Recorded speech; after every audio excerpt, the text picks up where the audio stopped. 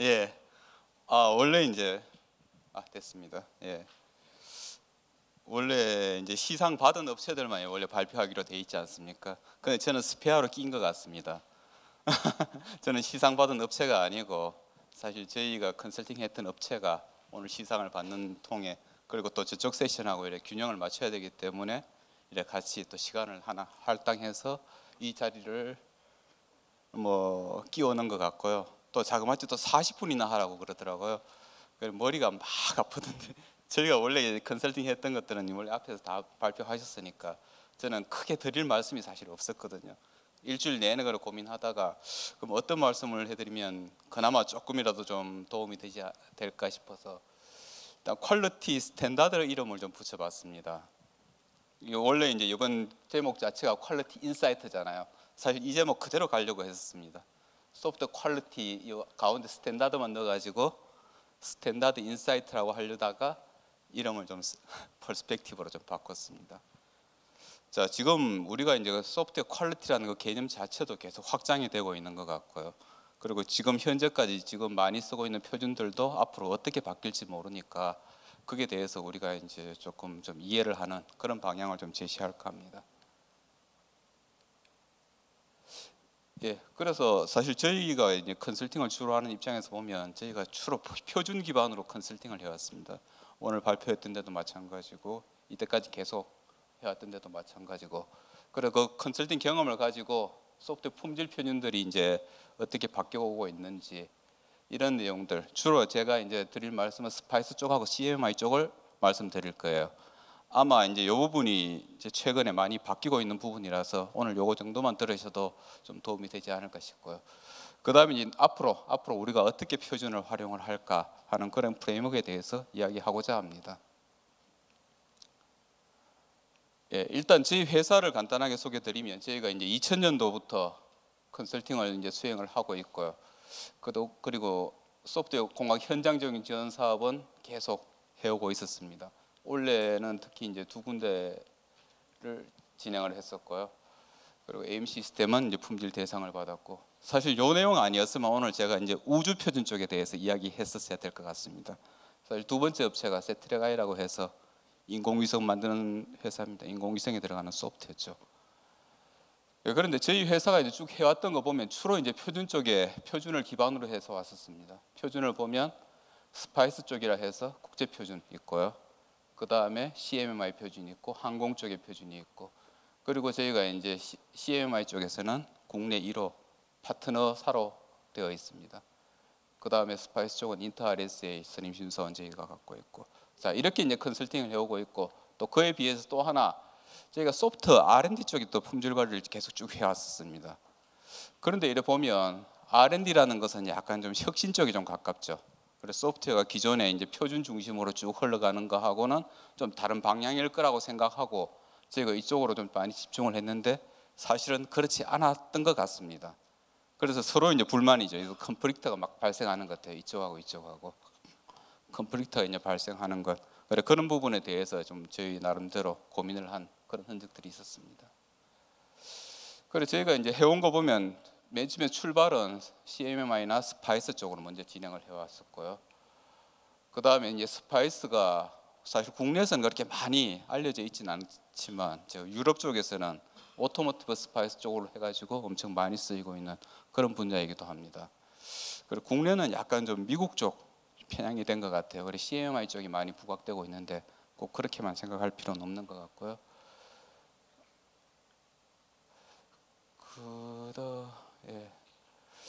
그 다음에 이제 항공 쪽의 표준, 그 다음에 원래는 이제 우주 쪽, 그래 스페이스 쪽이죠. 우주 쪽에 대한 표준들. 사실 이런 표준들이 보면 대부분 뭐 CMMI라든지 스파이스라든지 이런 거에 많이 근거를 하고 있습니다. 그런데 저희가 이제 또 R&D 쪽에 많이 집중하다 보니까 R&D 쪽의 프랙티스하고는 조금 안 맞는 것 같아요. 그래서 저희가 이제 주로 해왔던 게 에자일 스크럼 방식을 해가지고 또 쭉 적용해온 그런 경험들이 있었습니다. 그런데 이제 앞으로는 솔직히 이제 표준들이 어떻게 나가야 될지, 어떤 방향으로 진행될지 하는 것들에 대해서는 정해진 바가 없는 것 같습니다. 앞으로 뭐 이제 4차 산업, 뭐 빅데이터 이런 식으로 진행되다 보면 이 표준들이 이제 어떻게 바뀔지 모르니까 저희는 사실 이 부분에 대해서 한번 고민해 보자는 취지로 말씀을 드리겠습니다. 그래서 저희가 쭉 표준을 적용해 왔는데 대부분 소프트웨어 개발 쪽의 프로세스 표준을 주로 적용을 해왔고 그 적용하는 목적에 따라서 적용 방법을 좀 달리 적용을 해왔습니다만은 그래도 계속 이제 악유가 되는 부분들이 있는 거죠. 그래 우리가 이제 뭐 CMI나 스파이스 쪽을 해가지고 뭐 머추리티라든지 케이퍼빌리티를 자꾸 이렇게 올렸다고 하더라도 고객들은 저 개발자분들은 이렇게 생각 안 한다는 거죠. 우리 머추리티 올랐는 게 그 자체로 우리 성과로 나타나느냐? 그렇지 않다는 거죠. 그 다음에 표준은 좀 사실 좀 늦습니다. 자꾸 뒤따라가면서 만들어가는 게 표준이거든요. 그러니까 이게 아웃데이트되고 올드됐다는 그런 비판을 계속 받는 것 같습니다. 그 다음에 사실 표준에서 제시하고 있는 그런 프랙티스들이 우리하고 또 안 맞는 부분이 많아요. 그래서 표준은 그 프랙티스를 위한 우리가 또 프랙티스를 또 해야 되는 그러다 보니까 이제 자꾸 이제 쓸모없는 아예 쓸모가 없는 건 아니고 좀 우리한테 좀 부담스러운 옷에 맞지 않는 그런 일들이 이제 많이 벌어지는 그런 현상들이 있었던 것 같습니다. 예, 여기까지가 이제 저희가 이제 표준을 기반으로 해가지고 쭉 이제 경험해왔던 사실을 간단하게 말씀을 드렸던 거고요. 앞으로 이제 현재 표준들이 어떻게 진행되고 있는지에 대해서 CMMI하고 스파이스 두 개에 대해서 간단하게 말씀드리겠습니다. 지금 CMMI가 사실 먼저 만들어졌죠. 만들어지고 나서 그 다음에 스파이스 쪽이 만들어지고 그 다음에 스파이스 쪽이 만들어지다 보니까 이게 국제 표준이잖아요. 국제 표준이니까 CMMI 쪽도 국제 표준의 프레임워크를 따라올 수밖에 없습니다. 그래서 CMMI로 가면서 또 그 영향을 받아서 만들어졌고 또 CMMI에서 있던 그 내용들이 다시 또 스파이스 쪽으로 또 내용이 반영이 되고 해왔습니다만은 지금 현재는 또 이렇게 지금 바뀌고 있습니다. 스파이스 쪽은 ISO IC 33000이라는 표준으로 지금 진행이 되고 있고요. 지금 CMMI는 1점대는 괜찮은데 2.0이라는 쪽으로 이제 확 방향을 좀 바꾸고 있는 것 같습니다. 확이라고 해야 되나? 예, 그건 일단 바뀌고 있는데 이 두 사이의 관계가 앞으로도 이렇게 계속 연관되게 될지는 잘 모르겠습니다. 원래 이제 CMMI 쪽의 사람들이 스파이스 쪽에 많이 참정을 했었거든요. 제정할 때. 그런데 언제부턴가는 더 이상 나타나지 않는 것 같습니다. 자체적으로 가는 것 같고 또 CMMI가 SEI라는 데서 CMMI 인스티튜트로 이렇게 진행되다 보니까 좀 이제 역할이라든지 업무 범위 같은 게 좀 많이 참여하는 사람들 군이 좀 달라진 것 같습니다.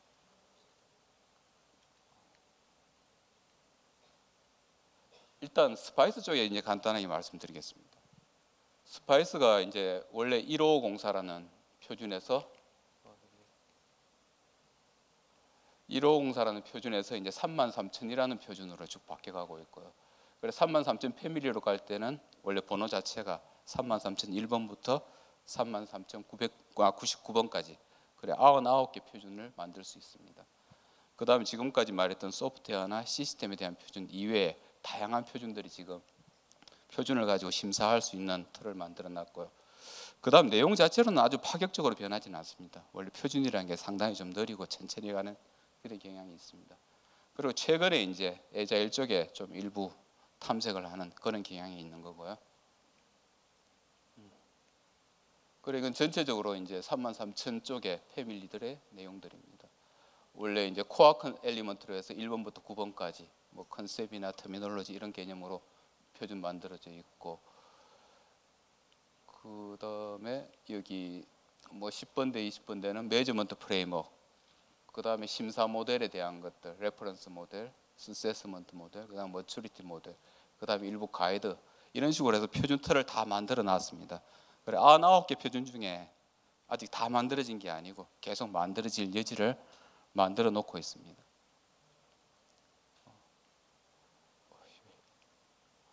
그래서 아까 이제 다양한 심사 모델이 있다고 말씀드렸는데 제일 익숙한 게 저희가 시스템 라이프 사이클, 뭐 소프트웨어 라이프 사이클 이런 건 기본적으로 예전부터 포함되어 있었고 그 외에 이제 IT 서비스 매니지먼트, 테스팅 쪽도 사실 이까지는 있었던 것 같아요. 근데 요 밑에서부터는 사실 새로 만들어지는 표준들입니다. 그리고 엔터프라이즈 프로세스라든지 IT 시큐리티 매니지먼트라든지 퀄리티 매니지먼트. 퀄리티 매니지먼트라면 여러분 다 아시는 뭐 ISO 9000 뭐 그런 다양한 경영 시스템들이 있죠. 그다음에 세이프티 익스텐션, 뭐 머추리티 모델 이런 것들을 다 심사할 수 있도록 표준을 계속 확장해 오고 있습니다. 그래 이런 내용들은 또 다른 표준을 가지고 와야지 또 만들어지는 그런 경향이 있기 때문에 계속 이제 다른 쪽에서 만들어진 표준을 받아들이는 그런 체계로 진행하고 있습니다. 그 다음에 이제 33,000으로 가면서는 매저먼트 체계가 좀 더 강화됐다고 이해하시면 될 것 같아요. 사실 우리가 뭐 심사라든지 평가 같은 거 할 때 거의 주관적인 경우가 많잖아요. 그걸 어떻게 좀 더 객관화하고 좀 할까 하는 것, 그런 방식을 많이 고민해가지고 매저먼트 프레임워크를 상당히 좀 많이 개선을 했습니다. 이론적인 백그라운드라든지 이런 부분도 하고 또 표준마다 그런 내용들을 이제 반영할 수 있도록 다양한 방법을 또 제시하고 있고요. 그 다음에 이제 CMI 영향을 좀 많이 받아서 그런데 CMI 쪽에서 뭐 스캠피라는 그런 다큐멘트된 어세스먼트 방법처럼 여기서도 다큐멘티드 어세스먼트 프로세스 이걸 제정하고 그런 방법들이 있고요. 그 다음에 이제 다른 표준 자체의 내용을 좀 개비하는 이런 과정들을 거치고 있습니다.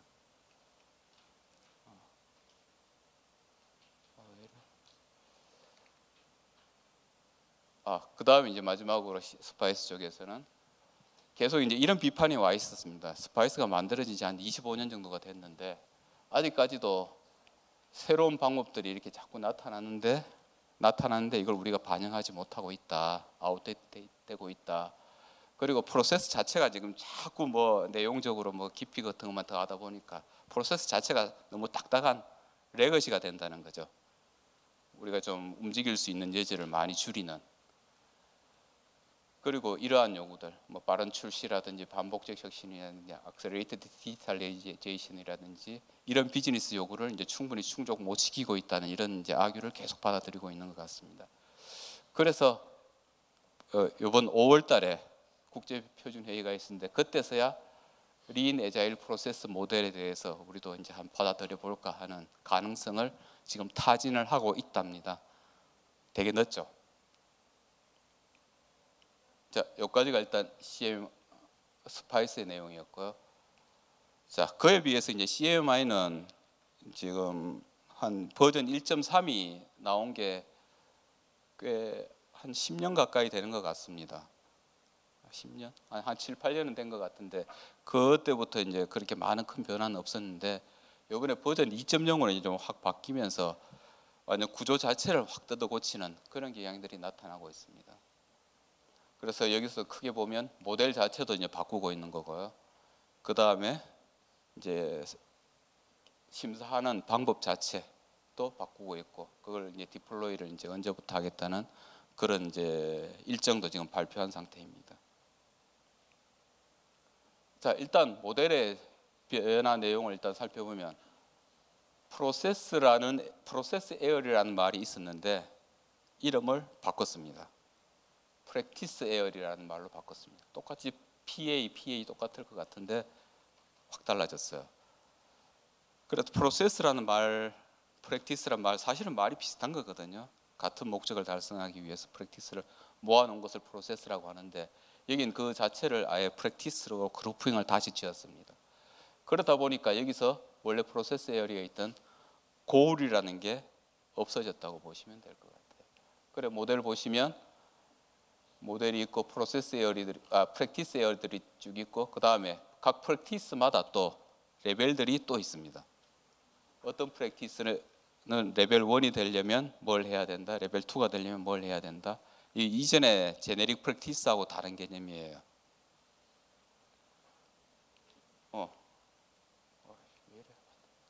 그 다음에 이제 코어 쪽하고 컨텍스트 스페시픽한 기술을 이제 분리했다는 건데 이건 뭐냐 하면 이제 프랙티스 안에서 코어로 작용되는 부분하고 또 새로운 기술이 들어오면서 또 특별히 또 추가적으로 설명해야 될 부분들, 추가적으로 설명할 부분이 있다면 컨텍스트 스페시픽한 이런 쪽에다가 더 추가를 시켰다는 겁니다.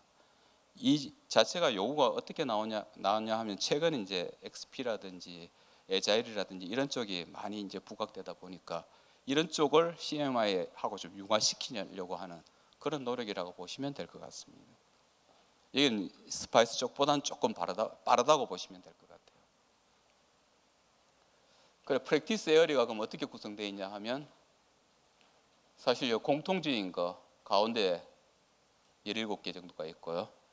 그 다음에 우리가 CMI 디벨롭먼트 쪽에 관련된 부분 해가지고 한 2개 정도 프랙티스 에어리가 더 있고, 서비스 쪽, 서플라이어 매니지먼트 쪽, 그 다음에 시큐리티 쪽, 그 다음 피플, 예전에 이제 피플 CMM 쪽에 관한 내용들입니다. 그 다음에 세이프티 익스텐션 해가지고 이렇게 쭉 나와 있습니다. 그래서 어떻게 보면 뭐 거의 내용 틀 자체는 비슷하다고 되어 있는 것 같은데 안에 구성, 그리고 프랙티스를 또 레벨별로 따로 구별했다는 것에 대해서는 다른 차이가 있다고 보셔야 될 것 같습니다. 자, 컨텍스트 스페시픽한 게 이제 뭐냐 하면 이 코어 부분이 있는 거죠. 코어 부분, 프랙티스 에어리마다 코어 부분이 있고 또 컨텍스트 스페시픽하게 새롭게 제기되는 부분들은 이렇게 별도로 장을 또 만들어 놨습니다.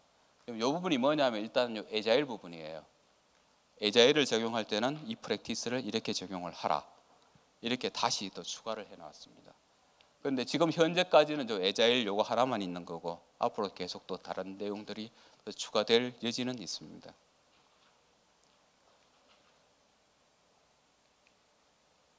자, 머추리티 레벨은 똑같습니다. 레벨 1에서 레벨 5까지 이제 똑같이 진행을 하게 될 텐데, 그런데 이제 우리가 프로세스 에어리어에서 프랙티스 에어리어로 이제 바뀌어가면서 이제 모델을 각 레벨을 해석하는 방법이 좀 달라졌습니다. 일단은 머추리티 레벨별로 일단 말씀드리겠습니다. 이건 좀 익숙하시다고 생각하고요.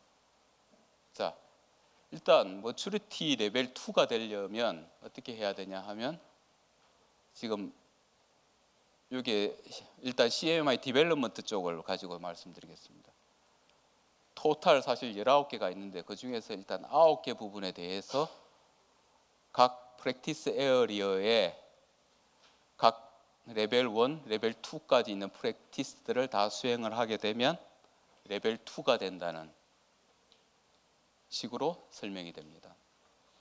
그래서 예전 거 CMI 익숙하신 분 보시면 아시겠지만 레벨 2가 7개 PA로 구성되어 있었잖아요.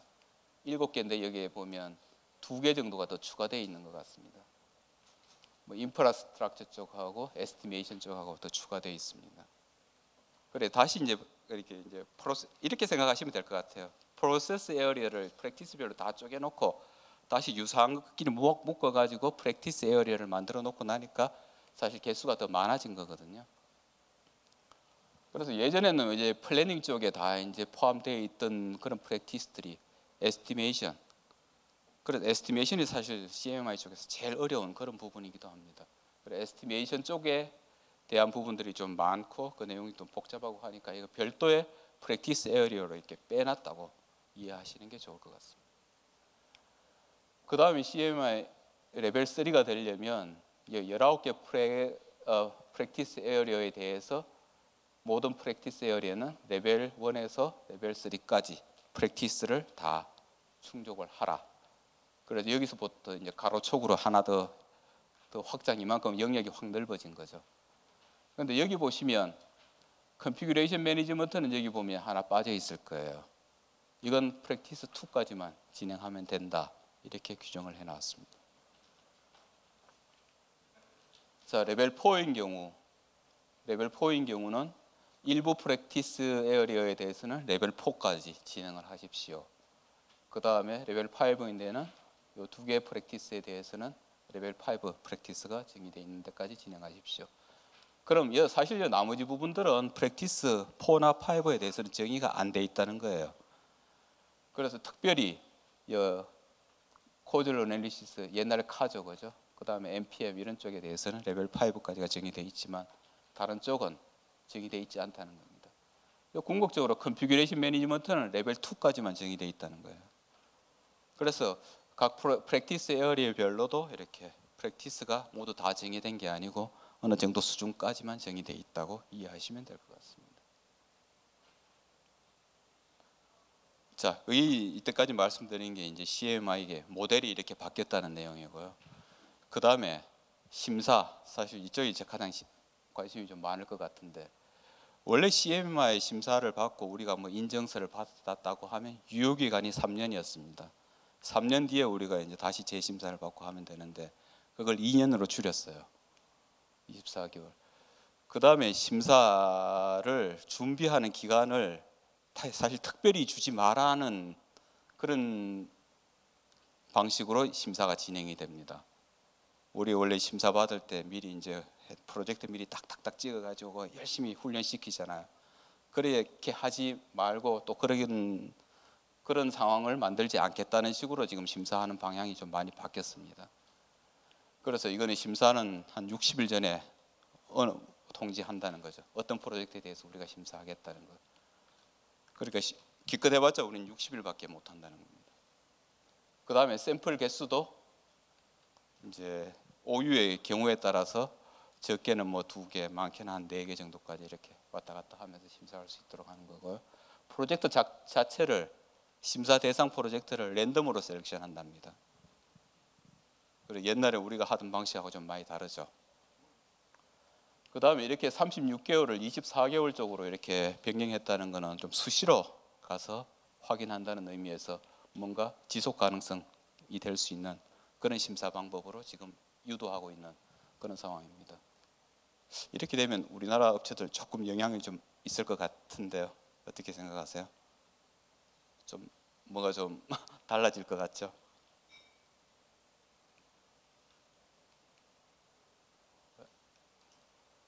자, 그리고 이제 올해 말까지 해가지고 CMMI 버전 2는 거의 다 만들어질 거예요.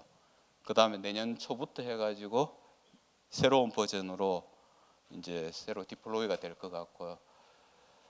그래서 2018년부터 이제 다시 이제 시작한다고 보시면 될 것 같고, 기존에 미리 이제 심사원 자격증이라든지 뭐 심사원이 선임 심사원이라든지 또는 인스트럭터라든지 그분들에 대해서는 업그레이드 트레이닝이나 워크숍을 또 받아야 됩니다. 이때 드는 비용이 한 최소 250불에서 많게는 한 1000불 정도. 아마 인트로덕션을 받으신 분은 그냥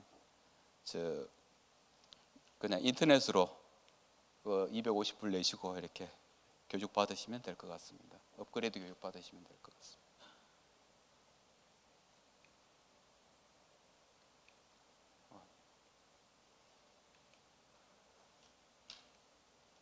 자, 그래 이때까지 이제 저희가 표준 가지고 쭉 일하다 보니까 한번 이런 생각이 들더라고요. 표준 자체는 앞서 나가는 건 절대 아닌 것 같아요. 계속 그냥 뒤따라가면서 이렇게 정리해가지고 이게 좋겠다 좋겠다 해서 정리하는 그런 거고, 표준이란 게 보면 또 내 혼자 해서 이렇게 이게 표준이다 해서 나를 따르라 해서 나오는 그런 게 아니거든요. 모든 분야 전문가들이 모여가지고 의견 일치 이루고 하는 그런 거기 때문에 사실 시간이 아주 오래 걸리는 그런 경향이 있는 것 같습니다. 거의 거북이죠. 그리고 표준의 내용을 보더라도 보면 아주 좀 새롭고 도전적이고 창의적인 거 이런 것보다는 좀 안정적인 거 위주로 쭉 진행이 됐던 것 같습니다. 그 다음에 지금 현재 이제 표준을 보면 아까 제가 사실 2가지 말씀드렸지만 이 2가지 표준만 보더라도 하나 표준으로 좀 수용 못하는 그런 부분들이 있는 것 같아요. 그래서 단일 표준으로 표현 못하는 것이 많기 때문에 좀 복합으로 가야 될 것 같고, 그래서 결국 지금 이렇게 비즈니스가 계속 막 바뀌고 있는데 그런 바뀌는 비즈니스 요구를 이 표준들이 충분히 반영하지 못하고 있는 것 같다, 이렇게 페일러가 나오는 것 같다는 그런 생각이었습니다. 그래서 이제 새로 앞으로 이제 표준들은 그럼 어떤 요구 사항을 이제 받아들여야 될까 하는 걸 한번 생각을 해봤습니다. 일단 뭐 이전 시간에도 원래 이제 시작할 때부터 4차 산업 이런 내용들을 좀 많이 이야기가 있었죠. 특성을 거의 저는 뭐 이 책을 보고 한 3가지 정도만 일단 해봤는데요. 지금 모든 것이 다 연결되는 초연결 시대죠. 사람, 기계, 뭐 사람, 상품, 그리고 이런 시대에서는 뭐 실제 리얼 월드하고 가상 월드하고도 서로 연결되는 이런 초연결 시대에 사는 것 같습니다. 그 다음에 이제 데이터 자체가 가치를 가지는 데이터 자본주의 시대로 이렇게 도래한다는 것. 저도 이 자료를 만들었는데 아까 이전 시간부터 계속 그분들이 말씀을 해주셔서 상당히 좀 괜찮았습니다. 스포트를 받은 것 같아요. 제 혼자 말했으면 아무도 안 믿었을 것 같은데. 예, 또 하나는 제 생각에는 좀 개인 맞춤형 가치 시대인 것 같습니다. 그러니까 아주 커스터마이즈 시켜가지고, 그리고 예를 들면 3D 프린터 이용해가지고 자동차를 빨리 만들어서 맞춤형으로 만들어줄 수 있다는 거죠. 그 자체 지금 현재 미국에서 그런 서비스를 제공하는 업체도 있다는 거고요. 자, 요 세 가지 특성을 가지고 표준들이 그럼 나가야 될 방향을 한번 생각해 보기로 하겠습니다. 그 다음에 이런 4차 산업이라든지 4차 산업혁명이라든지 지금 최근 추세를 따지다 보면 우리 ICBM으로 요약되는 핵심 기술들, 그 다음에 다양한 또 그에 관련된 기술들, 예를 들어 지능형 로봇, 스마트 공장, 블록체인, 자율주행 자동차, 3D 프린팅 이런 이제 서포트되는 기술들이 있는 거고요. 사실 이 안에 이제 핵심적인 게 소프트웨어가 그 역할을 한다는 거라고 이해됩니다. 자, 그럼 이 세 가지 트렌드를 가지고 이해를 하다 보면 이런 그림이 그리지 않을까 싶습니다. 초연결 시대니까 어떤 우리가 지금까지 지향해왔던 게 보통 이제 관점이 단일 시스템이었다면 거의 이제 복합 시스템으로 진행될 거다는 거고요. 그다음 데이터가 중심이 되는 거라면 주로 이제 알고리즘형이나 리액티브로 반응되는 그런 소프트웨어나 시스템이었다면 앞으로는 지능형 데이터나 AI 기술이 많이 발전되는 지능형 프로액티브한 그런 걸로 발전이 될 거다. 세 번째 이제 커스터마이저 관점에서 봤을 때는 뭔가 안정적이고 기술 지향적인 이런 안정적인 그런 게 아니고 뭔가 아주 첨단을 지향하고 새롭게 바뀌는 비즈니스, 변동하는 비즈니스 이런 것들을 지향하는 민첩성을 지향하는 이런 표준이 돼야 되지 않을까 하는 생각을 해보았습니다.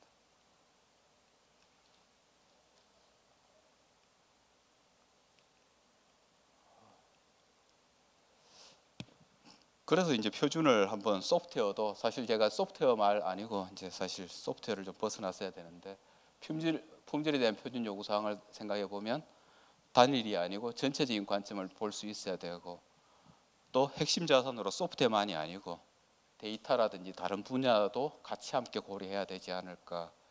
그 다음에 새로 발생하는 비즈니스들을 위해서는 좀 기민한 표준들 이런 것들이 나와야 되지 않을까 하는 생각을 했습니다. 그래, 이런 것들을 이제 한번 생각하다 보니까 마침 이제 이와 비슷한 것들 접근했던 것들을 한번 저희가 알아보게 됐었고, 이번 마침 이제 현장 적용을 하면서 람이라는 표준을 한번 살펴보게 됐습니다. 그런데 이런 표준을 보면 아마 그런 관점을 다양하게 포괄하고 있는 그런 틀을 제공하고 있는 것 같습니다. 람이라는 것 자체는 람이 4.0은 레퍼런스 아키텍처 모델 인더스트리 4.0. 그리고 인더스트리 4.0을 위한 레퍼런스 아키텍처 모델이라는 하나의 표준이거든요. 이런 표준을 보면 이렇게 큐빅 형태로 표현되어 있는 게 한 가지 관점만이 아니고 이 세 가지 관점을 다 같이 포용하고 있다는 그런 표준이 된 것 같습니다. 즉 이쪽 하이어러키 레벨 있고 그 다음에 라이프 사이클 관점이 있고 이쪽에 레이어 관점 3차원 관점을 다 포괄을 하고 있는 거죠. 그리고 지금 이제 그런 표준들 여기서 새로운 표준을 만들겠다는 것도 아니고 지금 현재 쓰고 있는 표준들을 또 여기서 같이 수용해서 적용하겠다 이런 관점으로 지금 적용을 어프로치를 하고 있습니다.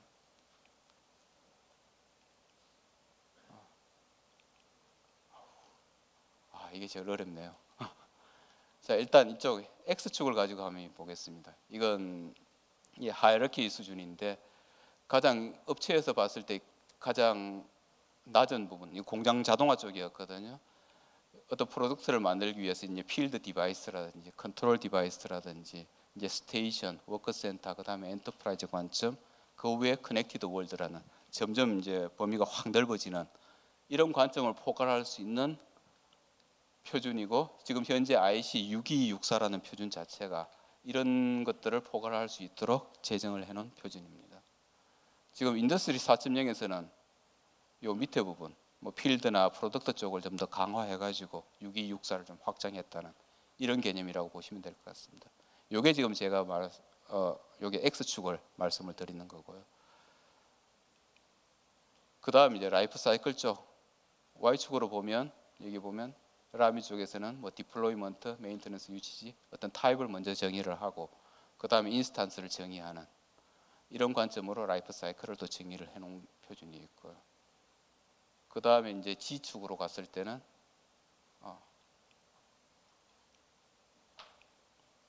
G축으로 갔을 때는 이제 뭔가 이제 우리가 쓸 수 있는 애시부터 해가지고 비즈니스까지 만들어 갈 수 있는 그런 레이어를 정의를 해놨습니다. 저 가장 밑에 이제 애시로 해서 센서나 액추에이터 등의 어떤 제일 기본적인 자산, 그 다음에 인터그레이션 레이어라고 해가지고 실세계하고 이제 IT 쪽하고 이제 연결시켜주는 그런 레이어, 그 다음에 통신, 데이터 표현, 기본 서비스, 비즈니스, 실제 최종적으로 비즈니스 프로세스까지 만들어가는 이런 레이어. 그래서 3차원을 이렇게 만들어 놓고 나니까 이에 대해서 이제 다양한 애플리케이션을 만들어 갈 수 있다는 거죠. 그래, 예를 들면 이렇습니다.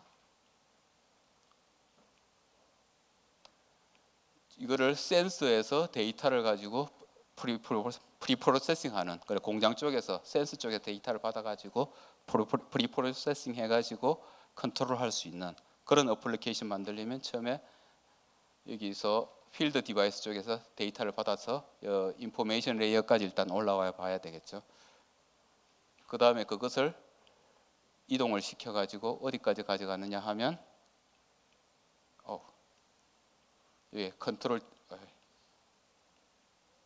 컨트롤 디바이스에서 적용할 수 있도록 이렇게 진행할 수, 이렇게 갔다 이렇게 내려오는. 그래 관련된 표준들은 여기서 각 표준에서 찾을 수 있도록 이렇게 적용할 수 있을 것 같습니다. 이거 말고 뭐 다양한 여러 가지 이제 응용 방법들이 있는데 그건 한번 찾아보시면 나올 것 같고요. 그래서 어떤 뭐 새로운 표준이 이제 뭐 복합적인 표준이 돼야 된다는 그런 개념부터 해가지고 일단 제일 유사한 라미에 대해서 일단 간단하게 말씀을 드렸고요. 그럼 이제 앞으로 이제 소프트웨어 품질, 아니 소프트웨어를 조금 더 넘어서는 그런 거의 품질에 대해서는 어떤 프레임워크를 가져가야 될까를 한번 또 고민을 해봤습니다.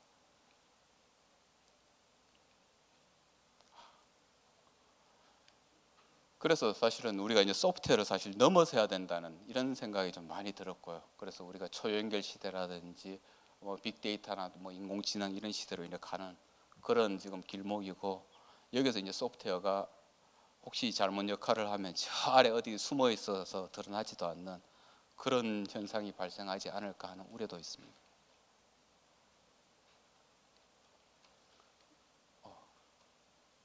그래서 아까 말씀드린 요 세 가지 부분, 단일에서 복합으로, 리액티브에서 프로액티브로, 그 다음에 안정적인 거에서 첨단 비즈니스 지향 쪽으로 가는 세 가지 쪽에 대해서 다시 한번 생각해 봤을 때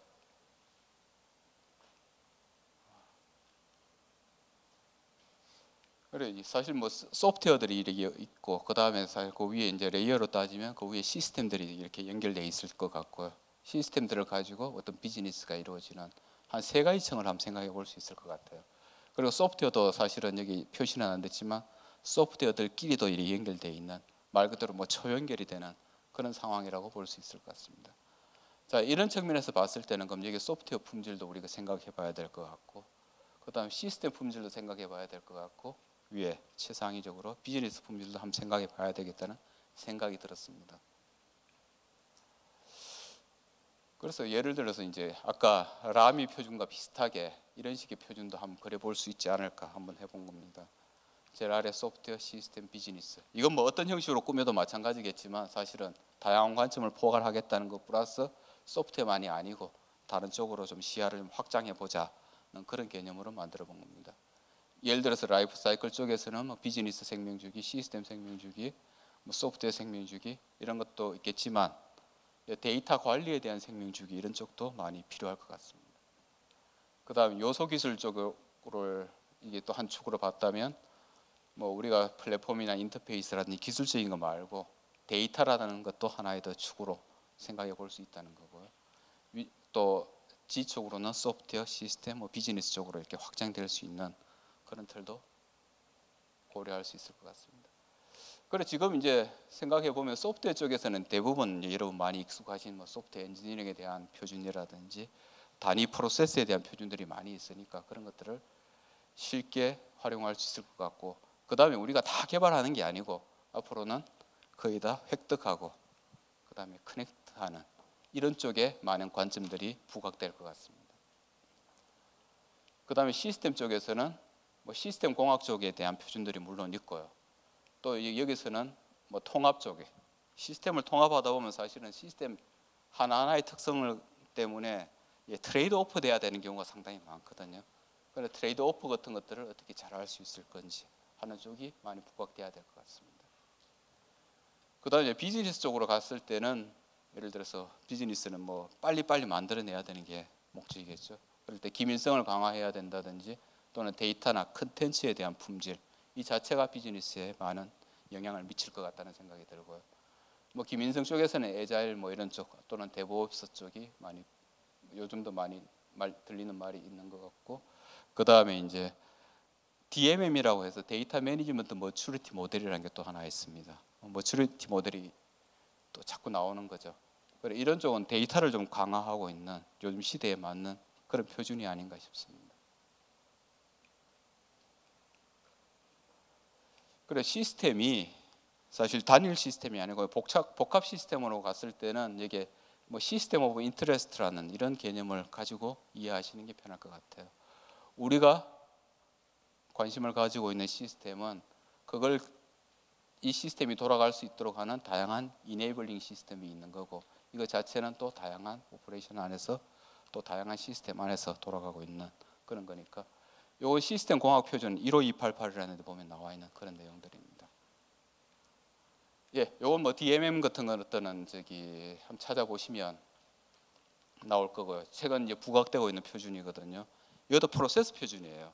데이터가 어떻게 잘 획득하고 잘 관리되고 잘 운영될 수 있는지에 대한 표준이니까 소프트웨어하고는 이제 입장 좀 관점이 다른 그런 내용이라고 보시면 되겠습니다. 여기까지 제가 너무 간단하게 말씀드렸네요. 혹시 질문 있으세요? 제가 3분 남겼다는 표시를 들었거든요. 딱 맞게 진행한 것 같습니다만.